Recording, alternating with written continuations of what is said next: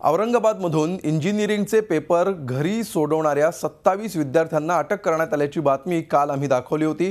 त्याचा व्हिडिओ झी24 तासच्या हाती आलाय। औरंगाबादमधल्या चौका इथल्या साई इन्स्टिट्यूट ऑफ इंजिनिअरिंग कॉलेजचे हे विद्यार्थी आहेत। मंगळवारी बी सिव्हिल सेकंड इयरचा सिव्हिल कन्स्ट्रक्शन्स अँड ड्रॉइंग हा पेपर होता। काही ठराविक विद्यार्थ्यांनी उत्तरपत्रिकेचं फक्त पहिलं पान लिहिलं आणि उत्तरपत्रिका जमा केली।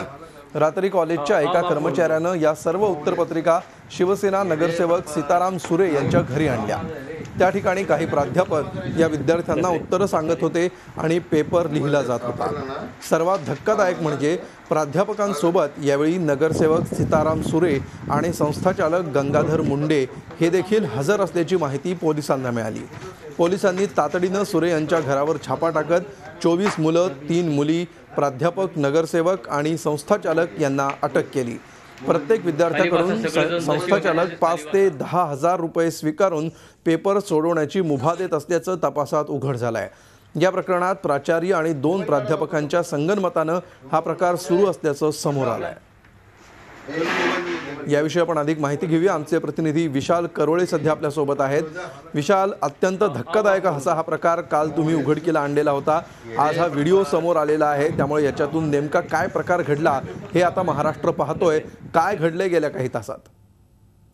गेल्या काही तासात या संपूर्ण प्रकरणात आता कारवाईनं वेग घेतलेला आहे। मात्र ज्या पद्धतीने ही मुलं एकत्र जमून पेपर सोडवत होते, निश्चितच धक्कादायक आहे। आणि हा सगळा प्रकार गेल्या 3 वर्षांपासून सुरू होत असल्याची सुद्धा आता माहिती पुढे आली आहे। आणि हा प्रकार करण्यासाठी या कॉलेजने एक विशिष्ट असं रेट कार्ड सुद्धा ठरवलं होतं।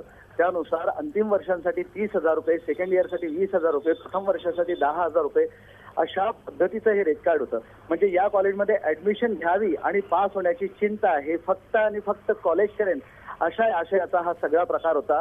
त्यामुळं अनेक पार्ट टाइम विद्यार्थी या कॉलेजमध्ये पूर्ण वेळ इंजिनिअरिंग करीत असल्याचं आता समोर आलंय। या सगळ्यावर आता कारवाई सुरू झाली आहे। 27 जणांना अटकही करण्यात आली आहे। मात्र ज्या पद्धतीने ही मुलं पेपर सोडवत होते असं दृश्यात दिसतंय, हे निश्चितच खूप जास्त धक्कादायक म्हणावं लागेल।